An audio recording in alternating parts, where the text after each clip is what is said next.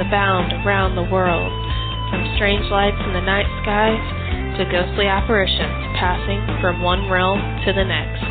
From the Great Pyramids of Egypt to what lies in the depths of Loch Ness, from Bigfoot to Atlantis, they are all mysteries waiting to be solved. Join host Lori Hood, Jeff Stewart, Ricky, and Lauren Smith as they search for the truth on Nightcaller's Bigfoot Radio.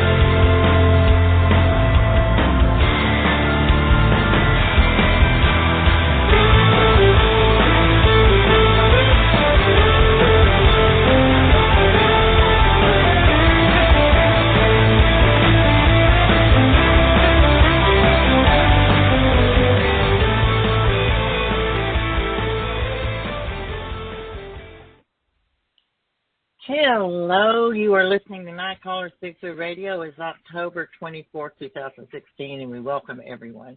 We're here tonight with the entire crew, myself, Lori Hood, Jeff Stewart, Lauren, and Ricky Smith, or Ricky and Lauren Smith, however you want to put it, and we're all here tonight. How you guys doing?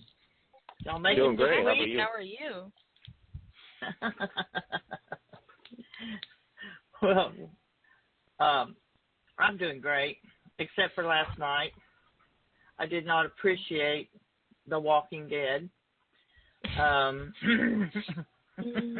Did anybody watch that? Is anybody a Walking Dead fan? Yeah, major bummer. Yeah. Yeah. Are you going to keep watching it? Well, hey, I told everybody I was done watching it. I was through till next week.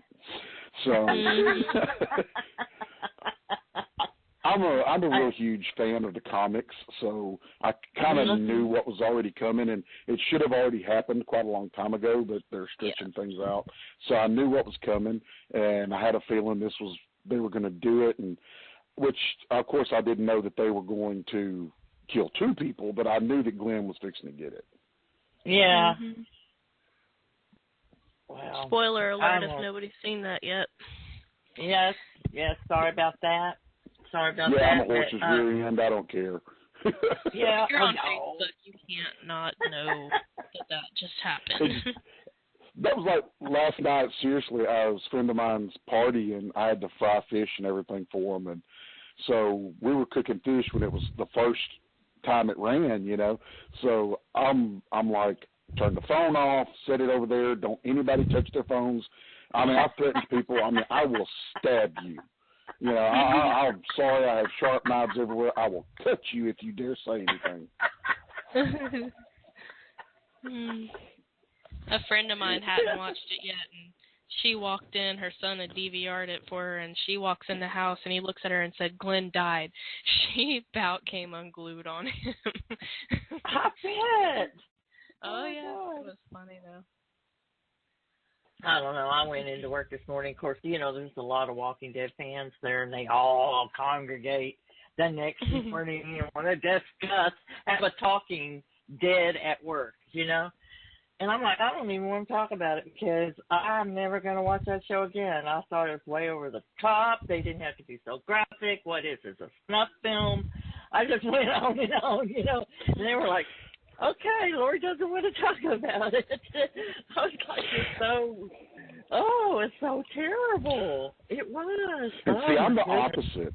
I loved the goriness. I loved the over-the-topness of it because if you ever get the chance, don't watch the movie that I helped make several years ago called Barricade, Welcome to Hell.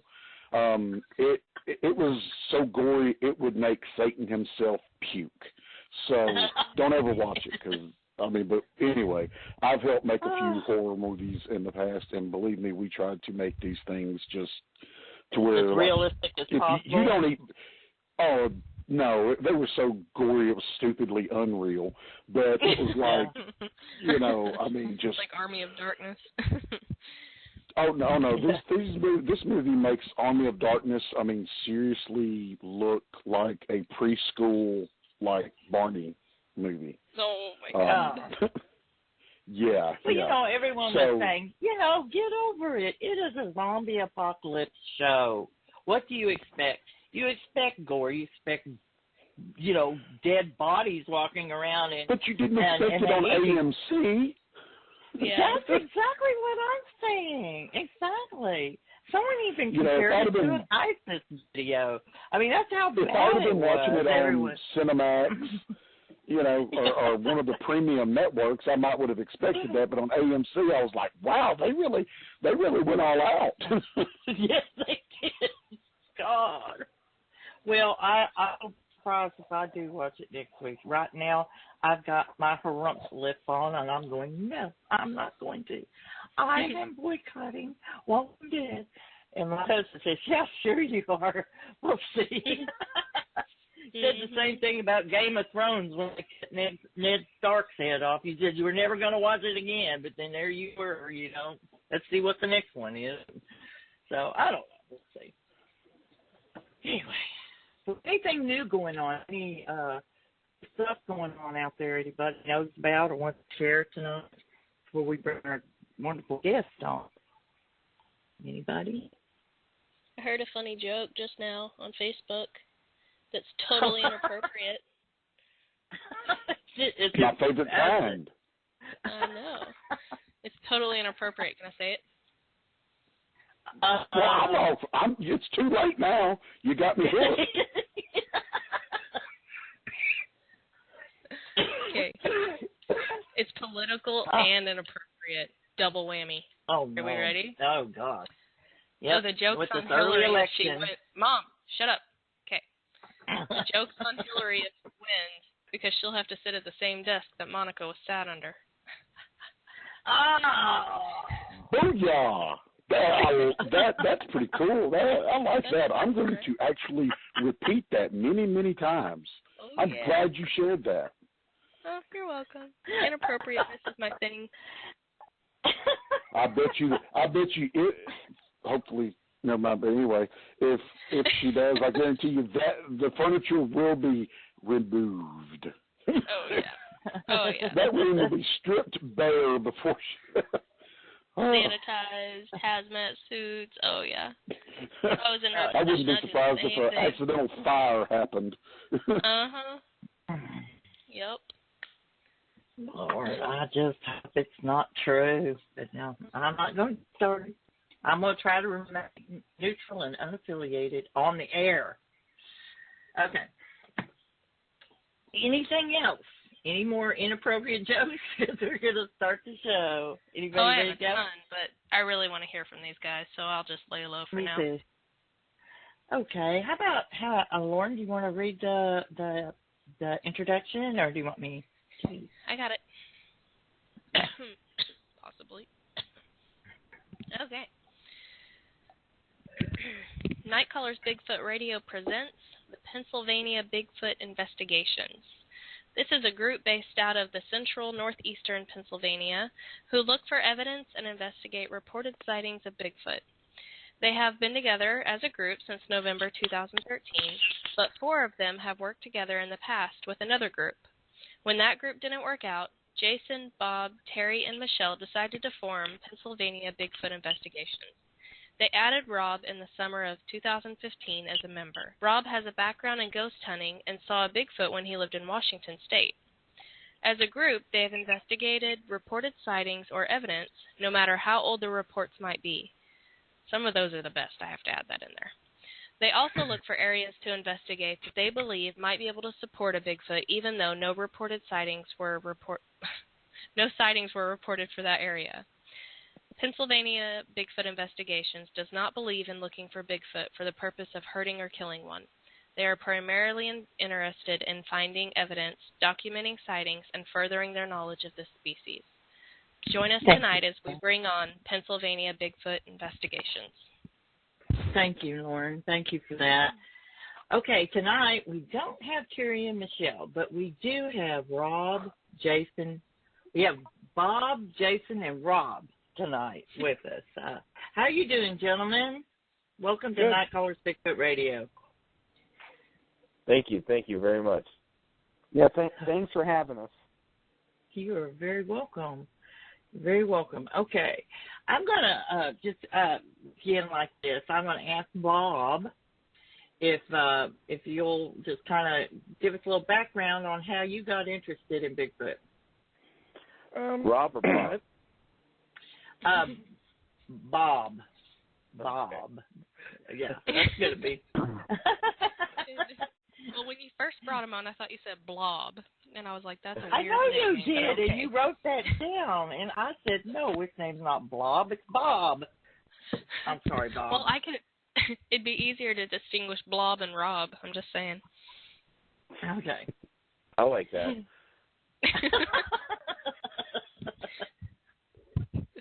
Okay, Bob.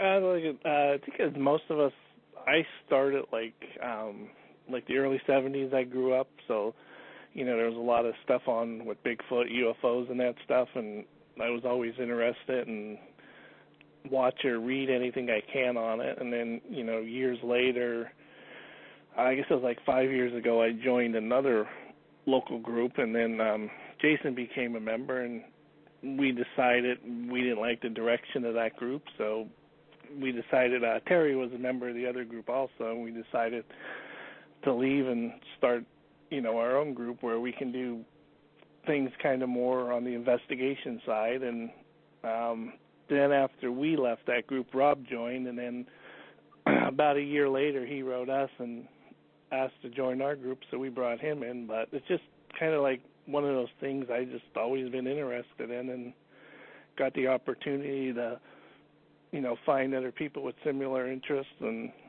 go out and look. Okay. And Jason, was it similar for you? Very similar. I remember being back in elementary school and getting books out of the school library on Bigfoot, and it was always an interest I had. And then once Finding Bigfoot came out on TV, I got hooked on it and found it amazing that people actually went out and did this, and started researching it more and looking into our local area here in Pennsylvania and the state in general. And one of my friends said, hey, did you know there's a local Bigfoot group? So I looked them up and bugged and pestered them to let me join, and that's how I got hooked up with Bob, and we've been going strong, Bob and I, ever since. Oh, okay. And how about you, Rob? How did you get interested in Bigfoot? Well, I'm a little bit different than the other two guys. I grew up in Washington State, and if you know anything about Washington State, it's like Bigfoot country out there. They even have Bigfoot crossing signs on the roads. So I grew up in a logging family, hearing stories, and then when I was younger, my grandparents actually worked for the state of Washington. They ran the dam on the Nisqually River. And when I was younger, we were out in the yard. We heard the dogs barking, and all of a sudden a deer came rushing out of the woods. And Sasquatch actually was chasing it and chased it right over the canal right in front of all of us. So we were able to see it dead on, for a good at least 20 seconds, I'd say, or more. And and it was it's something that you don't forget. You always remember, and ever since then, it's another one of the stories added to Washington's lore, So that's how I became interested in it. I've seen it, heard it, smelt it, So for those skeptics out there telling me it's not real, I can understand their point, but I'm telling you from my point, once you've seen it, smelt it, heard it, there's nothing like it. Wow. Okay, so you've actually had a sighting. Yes. And can you tell us about that? Well, like a little more detail, or? Yeah, sure. Like I said, because it's something you don't forget, and actually, even my grandparents told the story, and my father told the story because we all witnessed it and we all talked about it for many years, and so every time you talk about it, you just relive it in your mind, and you just imagine that moment all over again. And a very nice day, which is more common than people expect in Washington State. And all of a sudden, they had two boxers, and the boxers started barking, and we're like, they never bark. So we're like, what are they barking at? And we heard a rustling in the woods, and a deer came shooting out of the woods. And I was no more than 3 seconds later, this 7 foot, 7.5 foot, looked like a hairy man was chasing it.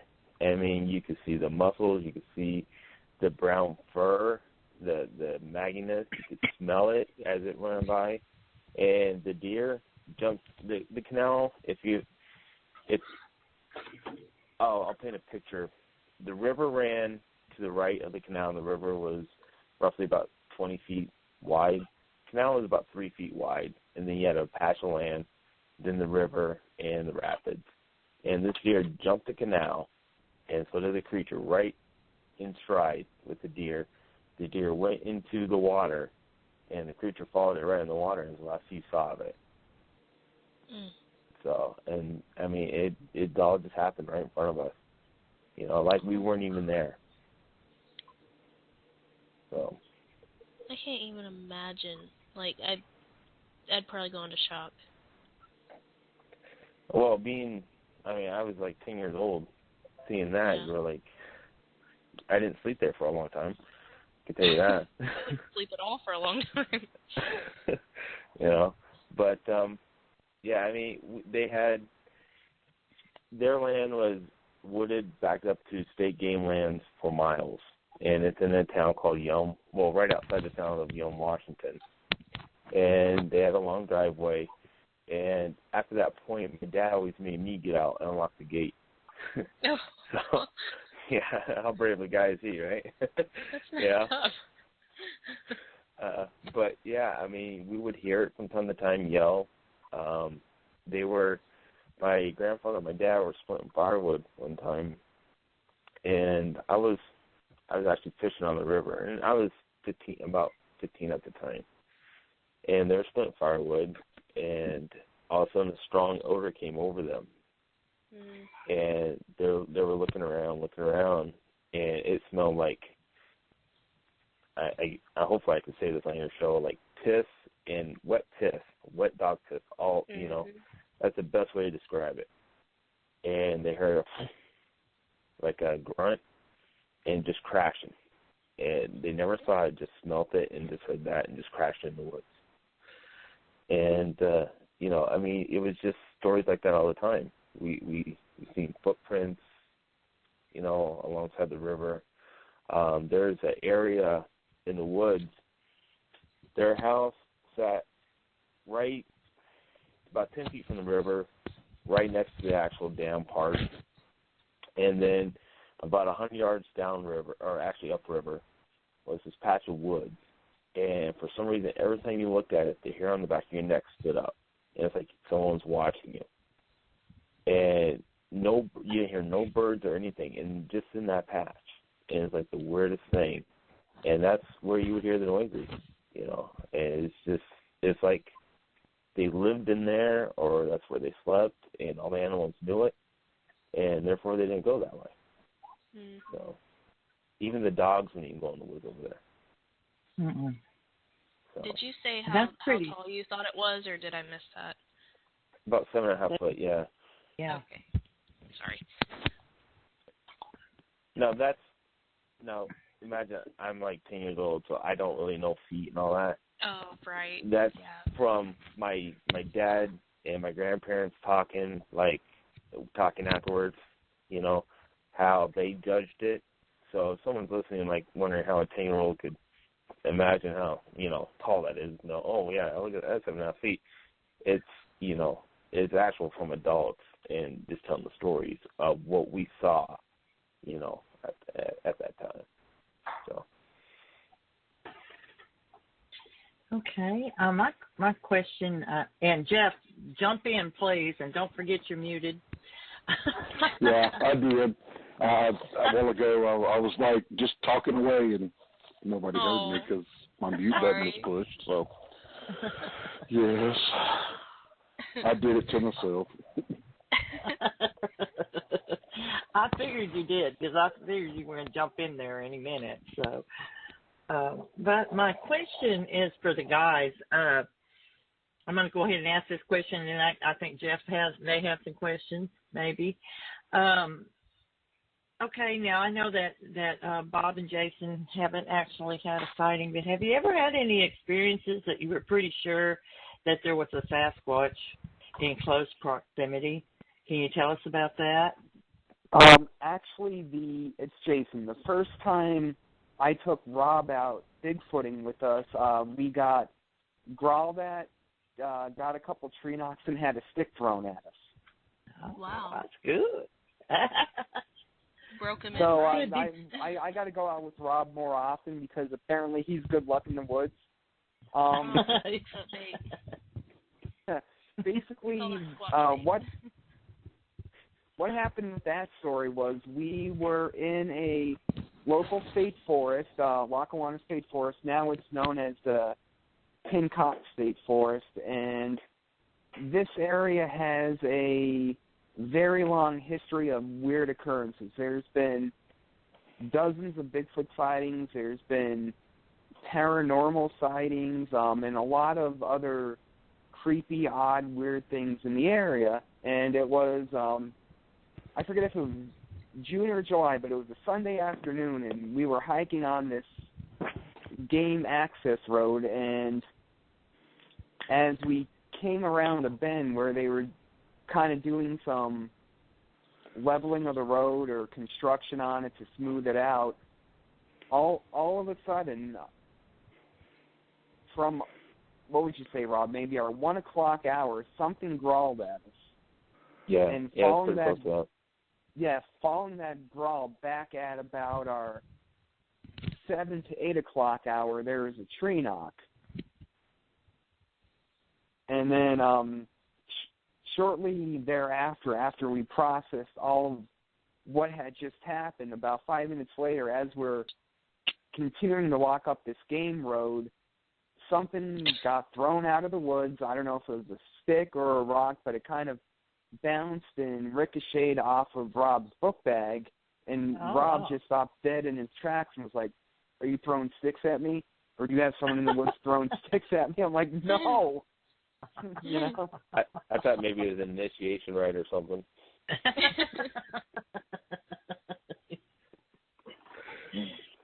No. Oh my God. And another awesome story we have is we had about a 8-minute interaction with one, and Bob could tell that story. I was not there at this one. Yeah, this one, Jason and I guess it was 2 years ago, like it was in June, we decided to do an overnight camp out. And up around near Wilkes-Barre, there's a whole mountain of windmills. And fortunately for us, Jason's grandfather owned some land up there, so we were able to access it. We spent the day. And I just want to throw this in, this where Bob and I had this interaction is only maybe about 5 miles as the crow flies to where me and Rob had our encounter. Okay, same area basically. Go ahead. Right. Okay. And let's say we got up there, we set up camp, and Jason and I went out. His grandfather has like a primitive hunting camp he stays at when he goes out there to hunt, and we hiked down to there, and we didn't really see nothing. Now, about a year before, Jason and I were there, and we took some pictures, and when we posted them on Facebook, people thought they saw like a Bigfoot. Well, we went back and we reenacted, and here we retook a picture a year later, and here it was just, your typical stump squatch, as we call them, where it was just an old dead stump. So then the only eventful thing happened in our afternoon hike was I had about 10 ticks on me. Oh God, I've been there. Oh yeah, I was like a tick magnet that day. So we went back and hung out with his grandfather and ate, and then we went out later. The sun was just going down, and we hiked a couple miles through the woods to I believe it was a pipeline, like a natural gas or something. excuse me, so there was like an open road we hiked, and we hiked it for a while, and we came to, it was a pretty steep incline, so we stopped to take a break, and we were deciding if we were going to go down, because we knew we would have to come back up, and it'll be said a few times tonight, I don't like hiking hills, and so we had stopped, and I know, some of them are rough, so I said to Jason, I'm going to do rock knocks, which basically is like a tree knock, but we bang two rocks together. Mm-hmm. So, and I always get this wrong, and I have to watch the video again. But I think I did 3, or it was 2 or 3, and we got a response. It was probably about 100 yards off in the woods, where maybe the first 20 was just ferns and stuff, and then it got real thick. And looking at it from the road, it was kind of in the 1 o'clock position. Now I do 3 knocks and we'd have nothing. We do the 2 knocks again, we'd hear just like a single wood knock. So like Jason said, this went on for like 7 or 8 minutes. Well, probably like 5 minutes in, when I did the 2 again, it sounded like it was more down at, say, like the 9, 10 o'clock position on a clock. So, kind of sounded, we either had 2 of them or it moved and we didn't hear it, and then a few minutes later it was back to around the 2 o'clock position. Now, like I said, a lot of this was private land and we were there probably a good 8-9 hours before this and didn't hear anybody. So then finally, after about 7 minutes or so, Jason finally decided, we should be recording this. And when we go out, we don't have like the fancy equipment or none of that. So Jason just got his cell phone out and used the video on it. And then we got a couple more responses, and then probably at least a half mile to a mile down the opposite direction of the road where we came from, 3, 4 four-wheelers came through and went in the opposite direction, and then it just died off. And then later in the night, when we had gone to bed, Jason had an experience, and I'll let him tell that part of it. Okay. Yeah, after everybody had gone to bed, I'm just kind of lying awake there in my tent processing everything that went down during the night, and around 11:30 that night, up in the direction of where the windmills are, something just started ripping off wood knocks for about 2 or 3 minutes straight. And again, you get so enthralled in what's going on and listening, and then after it ends, you go, oh, I should have been recording that. Yeah. That's my thing. I'm sorry. I'm a big recorder person, so I have it running 24/7. Well, needless to say, after those experiences, I now carry a recorder on my book tag that runs all the time. Good deal. Good deal. I'm going to say that is my favorite time, is when everybody, well, I mean, I enjoy the whole experience of getting out there, the camping, the getting out there and going out into the woods and all of that. Mm-hmm. I just love all of that. But my favorite time is when everything gets really quiet, and a couple of hours after, I usually don't sleep much. I sleep with like one eye open, one ear open all night long, and I have a recorder going. And that's when I like it, when it's a couple of hours and everybody else is snoring. That's when stuff starts to happen. And that is my favorite time, is because I feel like it doesn't matter who you are, they're going to come check you out. They're going to come see who's camped out there, what kind of food you have. Of course, they're not going to get in.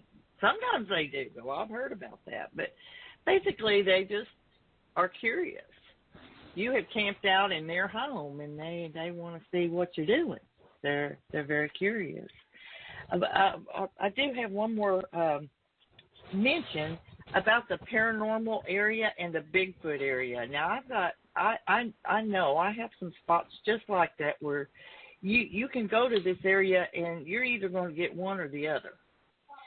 And it is not uncommon for people to have Bigfoot experiences in cemeteries. we've had a lot of people on the show say we were in a cemetery ghost hunting and we had a Bigfoot experience while we were ghost hunting. So what I wanted to ask you on this area, you say it's paranormal. Why do you say that? I'm curious as to what happened that led you to think it was paranormal. We never said it was paranormal. Oh, you didn't? Oh, I thought I did. No. In describing the area, this area is Suskin, and the name of the town, and there's all local legends about ghost sightings, and one story is there's a bride left at the altar, and she got either murdered on the side of the road there or hit by a car, and if you stop on this certain bridge, you could hear the scream. And to go along with all that, there's also a ton of Bigfoot sightings in the area. So is she seen walking with a bloody white dress? It seems like I remember reading a report like that somewhere. Right, yeah. Yeah. Yeah, there's just a lot of, stories about the area, and there just happens to be a hotbed of Bigfoot activity in the area, It's wow. How about you, Jeff? You got anything to add or ask? Oh gosh, let's see. I'm just still kind of intrigued. I'm kind of intrigued by the going back to the story where the Bigfoot chased a deer out of the woods and got to actually have about a 20-second sighting, because to me that lends a lot of credibility, because so many people will claim, man, I sat there and watched him for 20 minutes. Really? You watched it for 20 minutes? And but when you say 20 seconds and you're like, do you know how long 20 seconds is? That's a long time to see something like that. That's great, because when somebody says I watched it for 2 minutes or 5 minutes or longer, I kind of go, I don't think so. But when somebody says, man, it was like 10, 15 seconds, and that was a long 10 or 15 seconds, I'm going, yeah, I can see that. So I really like that sighting, because you were so young, and even adding the fact that, look, the height wasn't what my little mind saw, but it was what the adults that were there related. They said, oh man, he had to be this tall, blah blah blah. So you're not sitting there saying, yeah, I was some super genius tiny kid that was like, oh yes, he is exactly 1.2 meters. No, you saw what you saw what you saw. So I kind of like that. I really do. So yeah, I'm just listening and enjoying listening. I'm sorry. I've been in paranormal investigations for going on better 7 years now. And I'm one that if it can be dismissed, then chances are, if there's an explanation for it, then a skeptic has a way to get in. If there's no explanation for it, then, all I want is the truth. Like orbs, for example. Now, we all know orbs exist, but when you take a picture and you see dust and people say it's orbs, a skeptic can easily say that's dust or bugs. If you have a camera where the orb actually forms right in front of you, then a skeptic cannot say that's a dust or a bug. It's a light source that actually forms. So that's why I always look for, anytime there's evidence, like let's say you got an EVP or something, any type of explanation for it, because when you don't have explanations for it, that's when you have paranormal experience. And seeing that, orbs. What's go that? ahead, I'm sorry. I was just saying, orbs to me are the blob squatches of the ghost hunting world. because I mean they're just like the little dark circle or the little dark shape in the middle of a picture that some guy thinks that he needs to draw a red or yellow circle around and say that was Bigfoot right there, and everybody's going, man, that sure looks like a stump to me. No, that was Bigfoot. You know, so it's one of those deals where, you know, orbs, if you see them with your own naked eye, it means so much more than a photo or anything, because there's just so much that can happen in a photo. You know, reflections off, like you were saying, dust and things. But when you're standing there and, like you said, a light source out of, you know, it's like floating in the middle of the dirt road or in the middle of the room, you know, the one orb that I have ever witnessed that was just couldn't be explained was actually in the middle of a dirt road. And there was no cars coming. There was nothing. We were there parked, and there was a light, and I got out of the car and walked toward it, and it disappeared. And, I mean, there was nothing there. There was no body. There was no vehicles. There was no reason for this light to have been floating in the middle of the road about head high. So, you know, when you see an orb with your naked eye, it sure means something. It's just like I said, the blob squatch picture. Even though if you were standing there and you saw what you saw and you took a picture and the picture was blurry or whatever, to you, you know what you're looking at. But to everybody else, it's like, man, that's a bush, you know, or something. Yeah. And I was to say, if I had a chance, I was just going to say I told the story about being at Jason's grandfather's land, and like a year before, Jason just like took random pictures. And then when we got back, he sent me this, and he said, look at it closer. Do you see anything? And we both thought we saw a dark figure in the woods. Like I said, a year later, it turned out it was just an old stump. And when we post stuff, like on Facebook, we don't circle the things.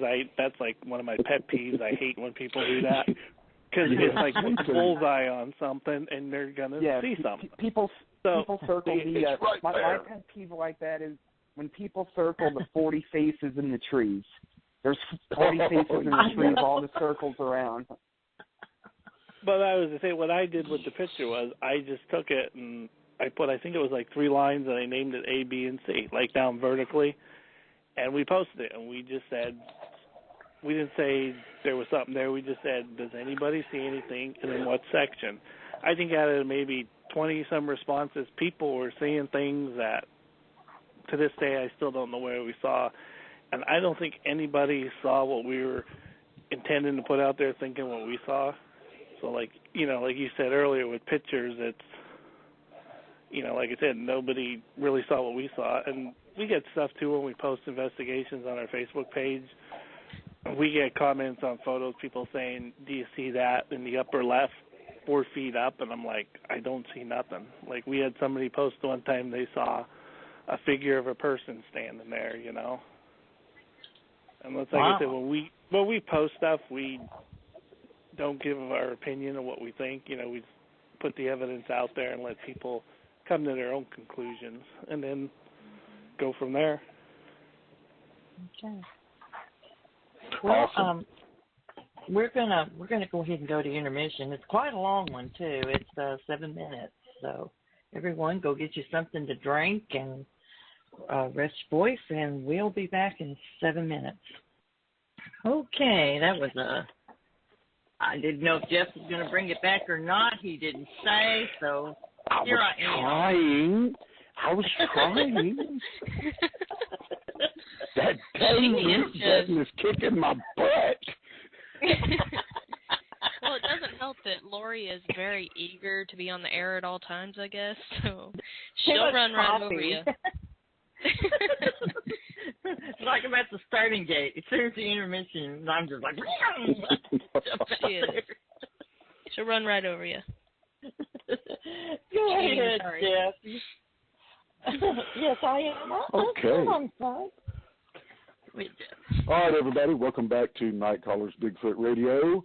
We are here today with a bunch of guys from the big state of Pennsylvania, and they are hunting Bigfoot and everything that goes squeak and bump and pop in the night and everything else. And guys, I wanted to kind of break out and kind of talk to you here just a little bit and see if y'all could, what is the creepiest thing that you guys have encountered. And it doesn't have to be Bigfoot. It doesn't have to be ghosts. It doesn't have to be. It's just the strangest, the creepiest, or just the weirdest thing that y'all have encountered so far. That's a good question. Well, I could tell you a really good story if you want to hear it. Well, that's what we're here for. We're excited. All right. I bought a house in a small town called Walpole. It was built in 1900, and it was owned by the town doctor called Dr. Santee. And if you can look him up, he's all over the internet. He wrote several books, and he was actually a warlock, you can say. Wow. I'm liking the story already. He was brilliant. He was reading 3 languages by the age of 3. He was actually ended up being Hitler's surgeon for a little bit, and he was actually the town's doctor. And if you look all this up, it's all on the internet. You can look it up, fact check it for yourself. So, anyways, my house was actually where his so-called witches lived, which were all actually his nurses. And this is how I became involved with the PPA, which is where I did investigations with. And actually, this was on the show The Haunted on Animal Planet. Awesome. But my house was actually one of the first houses to actually start the show. Wow.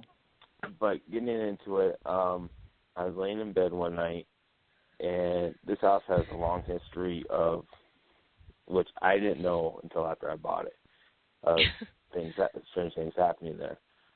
We've seen, black masses, a boy running up and down the stairs, voices, objects moving. So, but the creepiest thing to ever happen to me was I was laying in bed, and I was watching TV. The TV was on my dresser, and my dresser was next to the door. And my bed, of course, was facing the TV and the door. And I was watching Monday Night Football. My Seahawks were on, and a shadow of just the head and the shoulders peered in to the door like an adult would look on its kid. Peer in the door, block out the light and everything, and just slowly peer back out. And to me, that was the creepiest thing I've ever experienced. Mm-mm.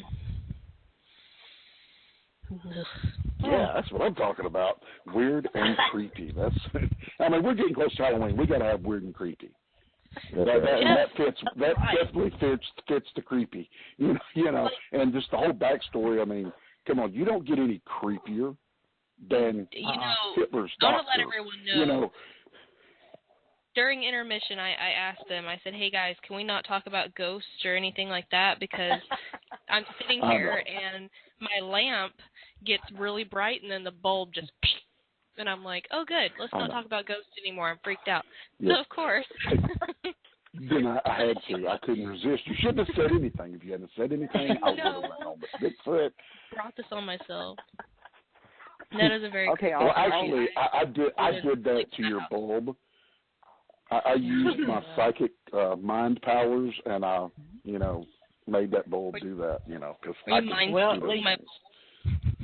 Yeah, we can't hear you, but that light bulb did for sure.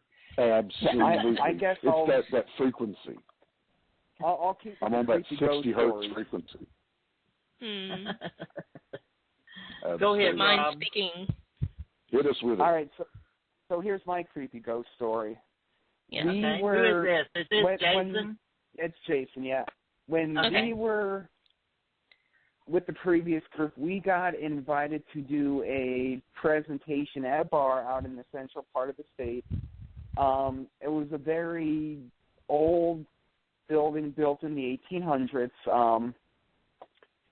and it's kind of a small town. It's called, like, the area, the county it's in is known as God's Country. Everybody goes up there to hunt. All state, national forests up there. So this is kind of like the one little street lamp town, the one bar in town. Everybody rides their quads and snowmobiles everywhere. No one really drives. So they said, well, after the presentation, if you want to stay at the bar, because it used to be a lodge and hotel for the town, and up until about 20, 25 years ago, it used to be a hunting camp for people that came into town to hunt and everything. They go, the only catch is it's haunted. And being involved in Bigfoot and having friends in the paranormal field, you're thinking, oh, that's awesome, that's cool, this is going to be a fun night, you know. So we are scheduled to present about starting around 7 o'clock at night, and it's around 5:30, 6 o'clock, and we're in the upstairs where no one had stayed in 20 or 25 years, trying to figure out where we're going to stay and what rooms we're going to stay in. And as my fiance, now wife, she wanted to start taking pictures of all, you know, the creepiness of the upstairs. As she's starting to take pictures, the camera on her phone just starts spinning around, and automatically taking pictures, which there, you know, were orbs in. One of the doors for one of these rooms had looked like it was beaten down with an axe. There were holes in the wall everywhere. There were Playboys from 1985. And the one room at the end of the hallway was padlocked from the outside, but yet when you went up to the door and kind of put your ear towards it, you could hear either music on like a record player or a TV or a radio or something on in there. But there was no one in there. Nothing was in there. So needless to say, we were creeped out enough where we just made the 3-hour drive home instead of staying. I bet. Oh, my. All my houses have axe marks in the door, so, I mean, this is nothing unusual for me. Right. You know, I mean, maybe what else are you supposed to do when you leave there. your keys in?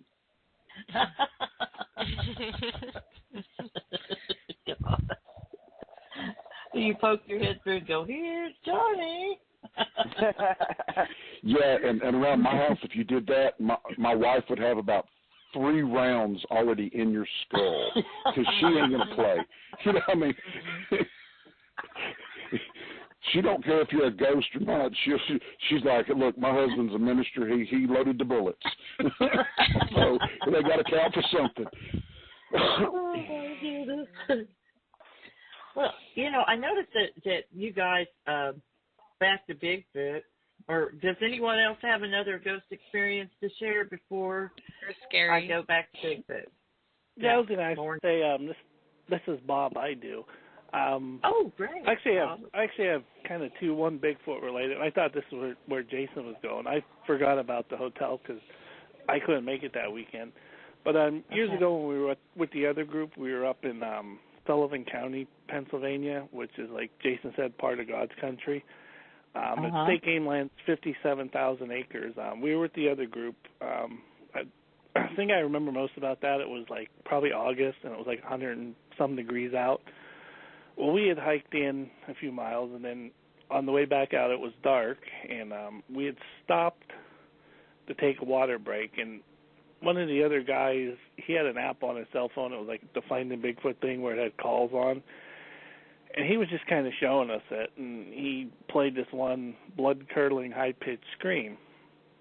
So then he had closed the app, and he was just putting the phone back in his pocket. And something, it was pretty close, I'd say within 100 yards off into the woods, actually like mimic this scream right back to us. Wow. So that was it was kind of one of those moments where, you know, the hair stood up on your on your arms and that. But my second one is kind of Bigfoot and ghost related. I guess it was last year. We were doing another show like this, and I'm sitting in the exact same spot I was then now in my basement. And we were just doing the show, and they took an intermission like you did. And the lady hosting the show said, or producing the show said, she had heard something come through, but it didn't go over the air. And she didn't know what it was. So then she actually sent me it, and she said it was, I was actually telling the story that I told earlier of the 7-minute interaction Jason and I had up at his grandfather's land, and right when I said about his primitive campground, you can hear something in the background. Now, she had sent me it. I had several, we know a lot of people that do the ghost hunting thing and that, and I sent it to a lot of them. Just recently, probably last month, we did a Paracon up in Scranton, and they met a ghost group out of New York, and they were out of Brooklyn or the Bronx, New York, and I sent it to them too, and they had like a totally different opinion of what it said. When you play this, it's like that, I don't know how to describe it, like scratchy, kind of high-pitched, kind of like sounds like somebody sped the tape up or something. And most people thought it said "get out" or "get the hell out," and that's what they thought too. And I asked this guy after he heard it, the recent guy in New York, and he said, I said, now, would that something that'd come over the phone? Or what? He said, no, more than likely, whatever said that was sitting right next to you. So I actually just got chills saying that. Oh, man. And a while back, Rob gave me one of his, he gave me an EMF meter, and I didn't get nothing. I have a voice recorder I have yet. I want to do it someday when nobody else is home. He said, since he's experienced in this, he said to put it out and leave it like running all night. And I haven't had anything since then. I told my daughter and my wife about it, and my 12-year-old daughter said the one day she was up before anybody else getting ready for school, and she had heard somebody say hi, and she thought it was me, but there was nobody else up. God. And there was like once or twice too where I was like in the kitchen or something, I thought I heard a hey, something like that. Yeah. I mean, like I said, that was a year ago. I haven't had anything since, but it's just that whole thing where nobody really ever answered me on when I would ask, did it come through the phone or was it, until this guy, like I said, last month said, more than likely if it was something, it was sitting right next to you for the phone to pick it up. So that kind of my creepy ghost story. That's creepy. And I have it. I'll send it to you guys to listen to if you want. That's good. Oh, that would be awesome. We might play it next week, actually. We're having a Star Paranormal here for Halloween night. We had hoped to have a haunted house, but that did not work out because Halloween night, apparently, everyone is busy on Halloween night, so there was no one to be there at the haunted house to host us. So, yeah, we were going to have a live in the field show from the haunted house. That was the plan. Yeah, and it just didn't work out. I had 3 different ones, and they all 3 fell through, and just couldn't get it to But yes, if you want to send that EVP, we would really appreciate it, and we'll play it. We'll play it next week. Several of them, I think even Rob had said he had heard. Rob was like the first one I sent it to because I think he was actually on the air with us that night too, and he heard "get out." Some people say "get the hell out," and like I said, this guy from New York, he actually thought he said it said "help me." So it's like varying opinions. Well, that's the thing about the EVPs. EVPs to me are kind of like seeing blob squatches. I can't make out a blob squatch, and I can't make out the EVPs either. It's not until somebody tells me what they're saying that I can understand what they're saying, and then I feel like it's been suggested to me, and I'm not sure I'm actually hearing that. And so, but anyway, I still would be very interested in if you would send it. And even if I can't understand what it's saying, I'm going to play it anyway because there are a lot of people out there that do understand EVPs very well. So, But Jeff, is there anything, we're about to close the show, is there anything that you want to talk to these gentlemen about before we say goodnight? Well, I just want to, I would just like to tell these guys, I'm from the deep South, so I'm not real familiar with the woods up in Pennsylvania and things like that. So, you guys apparently still have a lot of big hardwood timber, right? Oh yeah. And I was going to say, and I always say this, for some reason people think of Pennsylvania as like this big, populated area. And somebody explained it to me years ago when I was doing another radio show that if you look at like a Google Earth map of PA, you have like Pittsburgh, Harrisburg, and Philadelphia, and maybe like the Wilkes-Barre where we're from, where it's like cookie cuttered out of cities, and the rest is just dense forest. So, but yeah, there's exactly. probably areas to get out there. Yeah, there's probably areas of the state too that people haven't been in over 100 years. That are so deep into the woods. That Pennsylvania still has some very large, pristine forests.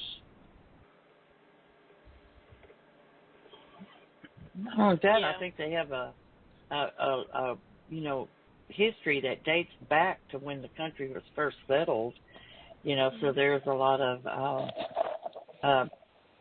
haunted places that have been around for hundreds of years. And a lot of history there. Wow. Never have been to Pennsylvania. How about you, Jeff? Have you ever been? No, never been to Pennsylvania. Back when I used to travel all over the country working, I've been to Minnesota. I've been to a lot of places, but Pennsylvania never was up there. But not that I wouldn't go if the opportunity arose, because they got some pretty good deer hunting up in Pennsylvania. Oh, yeah. It's actually that time of year now, so we're kind of limited in our investigation to Sundays when you can't hunt, because you can't really wear orange. Right. Sure, And the one point I do want to bring up is because Pennsylvania has a high concentration of hunters, everybody says to us, "Oh, there's so many hunters in the woods. How come more hunters don't see a Bigfoot?" And my reaction to that is, out of how many hunters there are in Pennsylvania, they sit in their deer stands 9-10 hours a day for 2 or 3 weeks straight, and the millions of deer population in Pennsylvania, and how many come out of the woods each day not even seeing a deer to shoot, let alone this creature that is way, way less in numbers and highly intelligent. Mm-hmm. Exactly. Very good answer. And that they got to realize that we're not dealing with your average ordinary hog or deer or squirrel or something like that. I mean, we're dealing with an animal whose intellect is on par with our own, and whose senses are honed by a lifetime of living in the woods. So, seeing one, I mean, I put it like this. I'm just about as an experienced outdoorsman as you could ever want to get. And if I want to be invisible and I don't want you to see me while I'm in the woods, you will never see me. If I don't want you to hear me, you will never hear me. And I was going to say one thing, like one of our first investigations, Jason and I were ever on, we had a gentleman, we went to investigate a sighting, so we decided to walk in the local forest, and we're like walking through the woods, and Jason just nudges me and goes, "There's a hunter over there." And for the life of me, I couldn't see him. Here that I saw him, it was a guy, full camo. It was, I believe, turkey season, just sitting there against the tree, and we walked by there going in and never saw him. Probably made him a little mad, but. Oh, I just want to apologize to you guys. I totally do not know what's wrong with me tonight, but I thought you were at the end of the show. We actually still have like 20 minutes, and I apologize for that. I guess I just need to go drink some more coffee. I don't know what's wrong, but I apologize. So I think you've had too much coffee. Maybe that's it. I've been kind of off on my game all day, so. and another one of the questions we always get is, people ask, well, if they're out there, how come we've never found a dead body? And our response usually is, how many times have you seen a dead bear in the woods other than it being shot or killed on the side of the road? It's true. Have you ever found any evidence like hair or track or limb? Do you look for limb formations or structures or any kind of possible places where they rest or anything like that? Do you look for those things, and have you found any? I want to say we probably found a lot of like the tree structures and that, and there was several times, like most recently, Jason and I were out up in the Suskin area where he was talking about before, and we were going down the trail, and probably about 50 yards into the wood, it looked like your classic, sticks kind of stacked Bigfoot structure. So instead of just, taking a picture and saying there's a Bigfoot here, we walked in and investigated. But here, as you come around the front of it, it was rock stacked up in the front with a seat cushion on. So we kind of determined somebody probably just was sitting there hunting, and then we probably walked in there. We walked in there 10 feet, and Jason said, "Look up above you," and there was a tree stand up there. So, it was, and we found several of them while being out. We'll say, look at that weird structure, and until you actually go up and look, we seen one kind of like in a tree not too long ago, and as we went around, it was like in the V of a tree. Somebody had a board across, and from one side it looks like it could be something, but until you actually go and look at it, it wasn't. And we've found what at least we think are a definite couple tracks here and there. The one we found a set of snow prints coming out of some bushes, walking across a hiking trail. It stopped at the river, was looking at the river, snapped off a piece of a tree, and then proceeded to walk back in. But there's only about 2 good prints because there's about 8 inches of snow on the ground, and then we had a day or two in the 40s, and it kind of melted the tracks a little bit. But at least this track, you could see like the heel definition and like the toe definition. Another track we found was we were on a game access road in early spring, so everything was kind of starting to thaw out. And right there in the middle of the road, in between bulldozer tracks where they were kind of grading the road, was a perfect footprint. Wow. Did you cast it?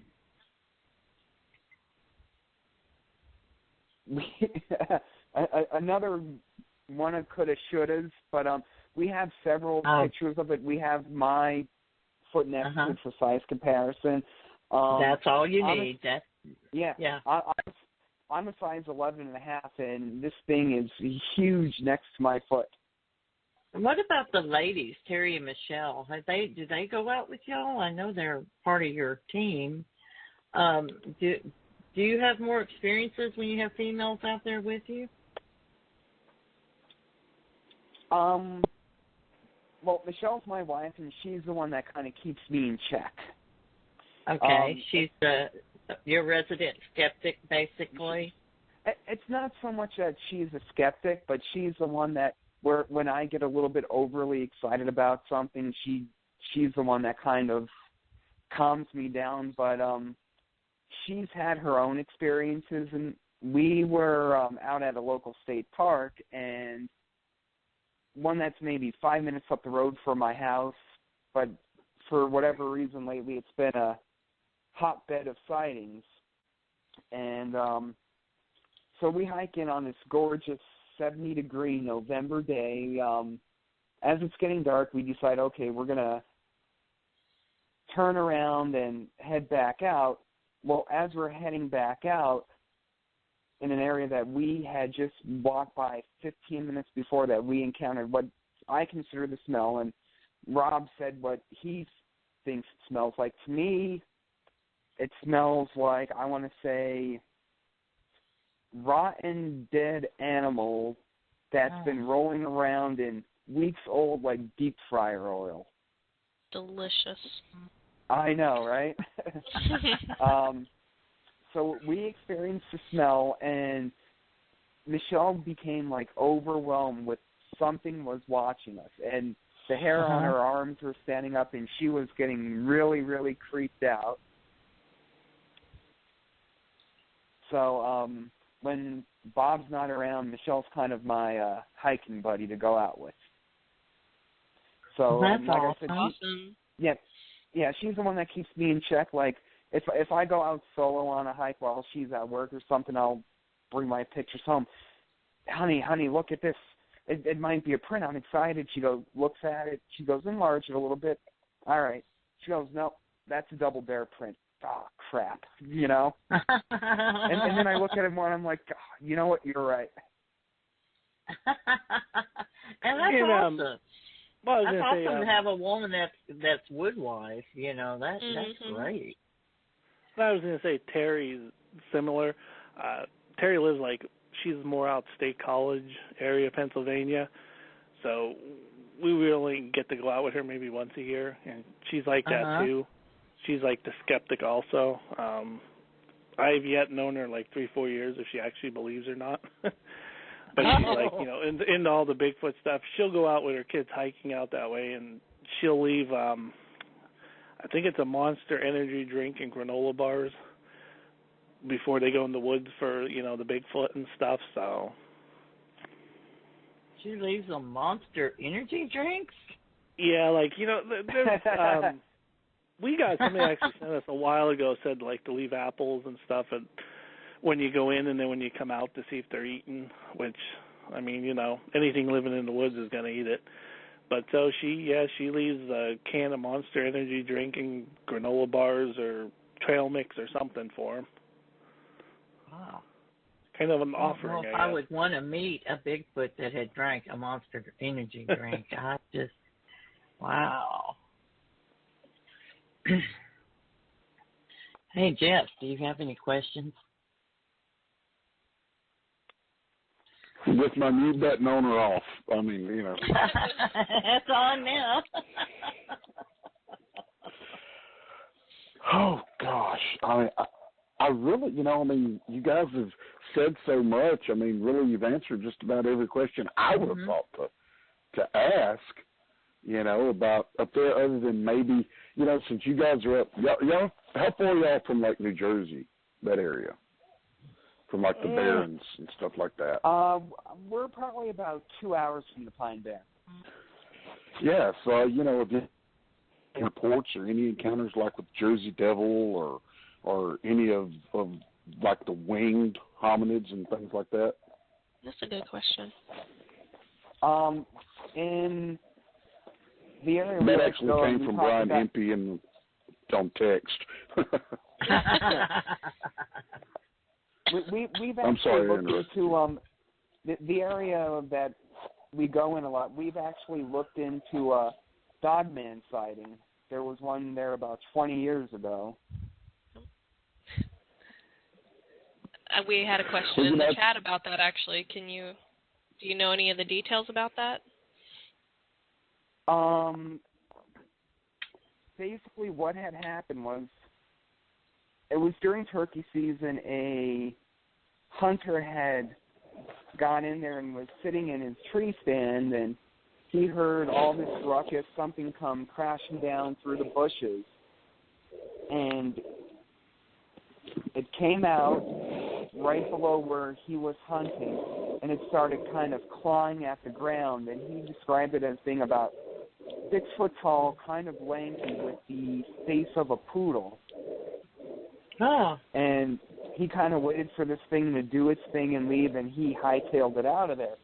And he went back later and ended up taking pictures. And a radio show that we do locally at home, sometimes as guests, he was actually a guest on this telling his story, because the one host of the radio store is a local author, and he wrote 2 books about this area and included his story. And this guy actually came into his book signing and said, "You got my story all wrong. I'm the guy that had the experience." So as he's being interviewed on this show, I called in and said, "You've seen a dog man," and we got to talking more and got the story more, and so that's our experience with Dog Man.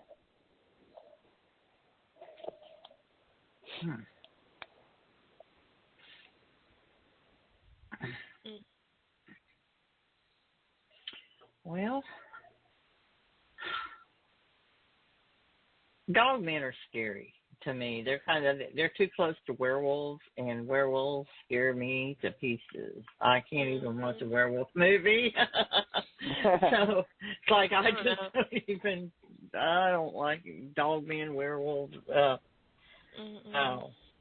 She had a dog man encounter, and she very rarely tells about it because she just Yeah. I don't. I always feel, I don't know why, but somebody told me that if you ever tell it, if you've ever had an experience and you tell it, then bad things will happen to you. There's bad mojo with revealing it. And, actually, it's bad mojo to have a dogman sighting. It's like bad things happen after you have the sighting. And I believe that's true because my life was turned upside down, and some very bad things happened after I had my sighting. And so I'm almost afraid to even tell it about it because I'm afraid more bad things will happen. I guess I am a bit of a superstitious person, and don't really care to share that. Anyway, how about you, Jeff? You ever had a dogman sighting, or you're not going to tell about it either, or what? Oh, well, around here, I have not had any dogman sightings. Some of the Bigfoot reports I've taken, the facial features have been a little less human and a little more animalistic, and could have been, when drawing the sketches, it really kind of had a doggish look to it, but that could have just been my bad drawing. But a lot of sightings around here are more on the lines of goat man type sightings. Okay. So we don't really have much in the dog man. Right. Wish we did, because I like dog man. They're usually more vicious. They usually want to, rip your guts out and stuff like that. And that's what I like. I mean, I wouldn't have any problem chasing one of those down and beating it into submission. But, a Bigfoot, they don't do nothing. They don't hurt nobody. Rarely have you ever heard of a Bigfoot creature attacking someone that was not basically asking for it. So we had a guest on that had an encounter with one, and it did attack him. He didn't provoke it, and the only reason he survived is that his friends that were already up the side of the mountain a little bit turned around and started yelling for him because they didn't know where he went, and it ran off, but not before. And this was a dog man? No, this was a regular Squatch, but okay. I'm hoping one attacks me. I'm wanting to get attacked because, you may find my corpse beaten to a bloody pulp, but I'm going to have both hands full of fur and a mouthful of its flesh. I'm going to bite a chunk out. So, y'all are going to have to posthumously award me with, yep, he finally proved it 100%. They're real. Yeah, he had 2 pounds of Bigfoot meat in his mouth and hands full of hair. He did it. Because y'all are, saying a few words over my, hole in the ground, but on my tombstone it's going to say he did it. Yeah, but I'm going to know who's going to win that, and it ain't going to be you, Jeff. I promise you. Yeah. Can my goodness. Hinder your resignation with night colors 2 weeks in advance before you go on your suicide mission, just so we can find someone to replace. Yeah. Exactly. But like I said,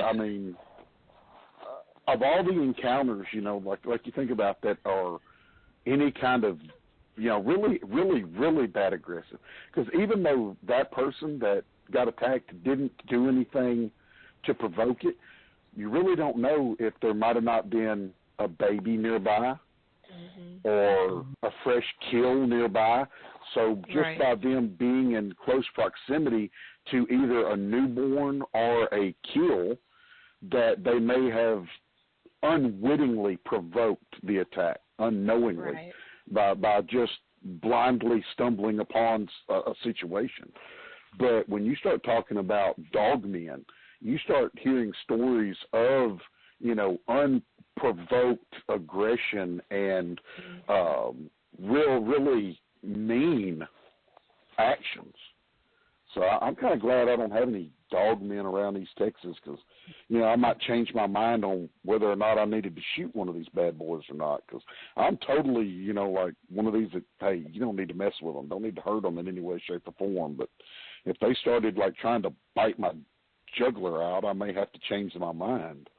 Yeah, man. Well, now there are some snouted Bigfoots in the area around Little Cypress Bayou, up there around Marshall, Texas, and they have been seen there by several people. They were caught on game camera, and they're every bit as big and hairy as Bigfoot. The only difference is their face protrudes out like a snout. But they have all the other characteristics of a Bigfoot. And they're extremely aggressive towards men. So that's where I need to take you. Hey, just load me up. Load me up and take me down there. Because I'm going to tell you what. I mean, I'm a big old fella.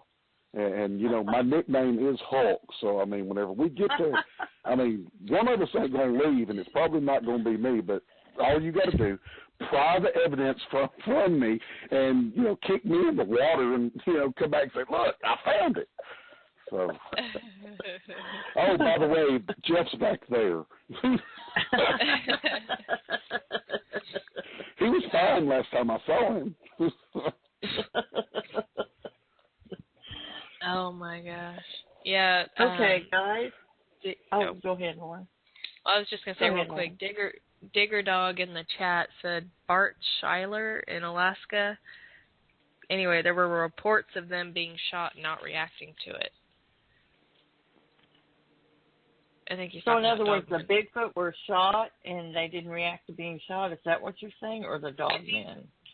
I think it's dogmen that he's referring to, and that is freaking terrifying.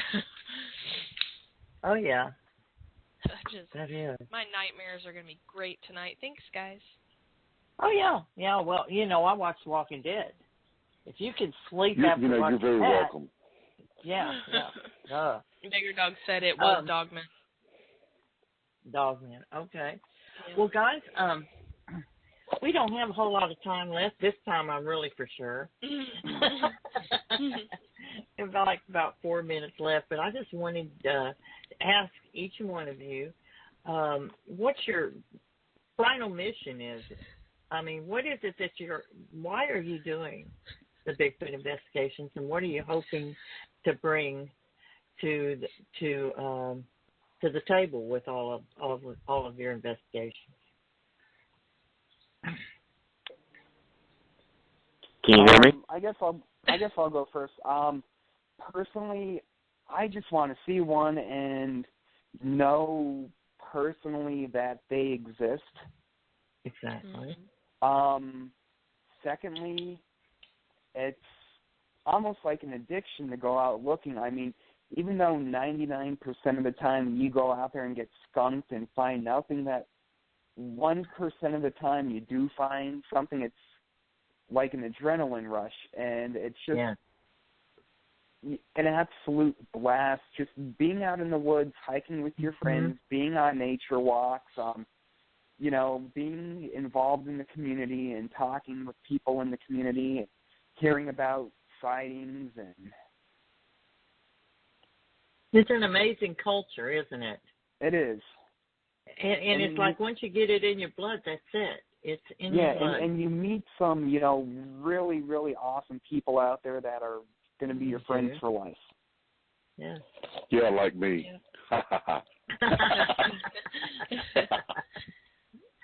Well, I mean, he said awesome people, so I knew he had to be talking about me when he said that. So. For me, can you hear that me? was Jason, right? Yes. Okay. Rob, you are back. Okay, good. I did lose you for a minute there. Yeah, you did call out and call back in, and you're back on the air. So, welcome back. Well, thank you. For me, like I said, I know they exist. I've seen it. You know, it's fun. It's fun to go out, like Jason said, walk in the woods. But imagine that we find this creature that everybody thought, well, not everybody, a lot of people thought existed. Now we prove it exists. How smart are we on this earth that this creature has been out there for centuries, gone undiscovered, and it puts us right back in our place. We think that we are so big as human beings that we just control everything, but we don't. And that's what our country, our civilization needs, especially now, because we've just gotten out of hand. We need something that puts us right back into place and say, wow, look at, we are just this tiny little speck here for a short time, and there's these other so many things to discover out there. That's what we need to be putting our focus on.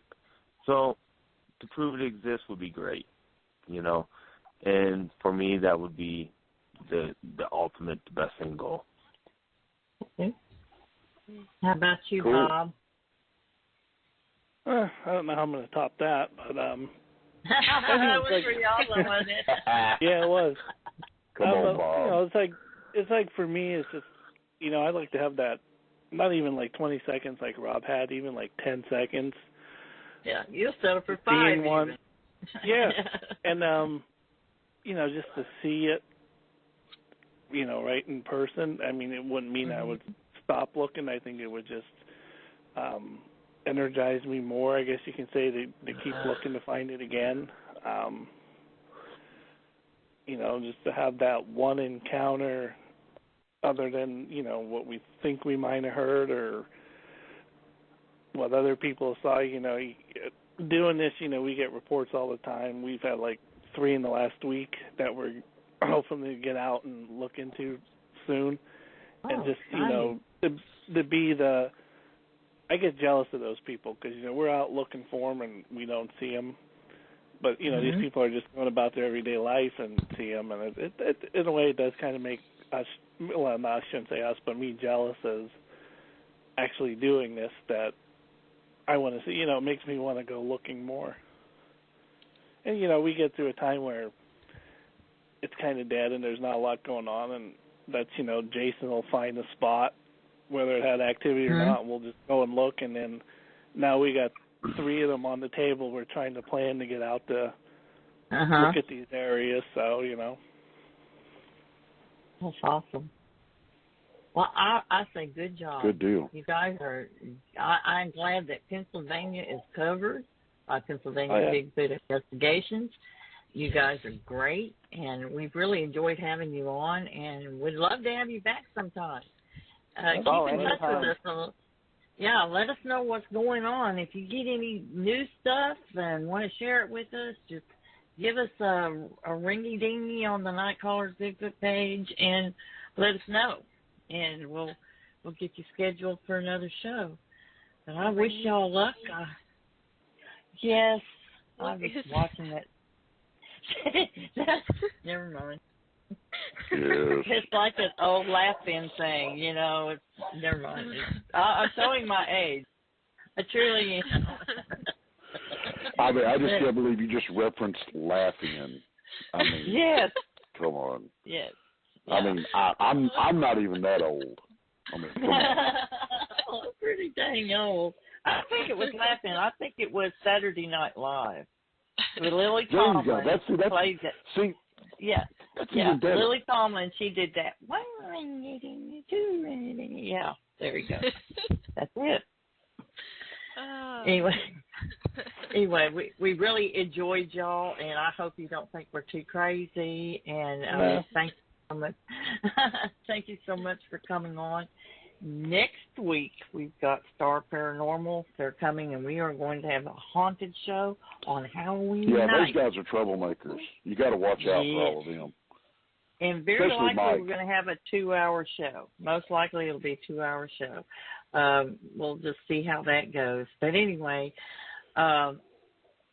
we are heading on out, everybody. So let's say goodbye. Goodbye, all. Goodbye. Goodbye. Thanks Good night. to the Pennsylvania Bigfoot Hunters. Goodbye.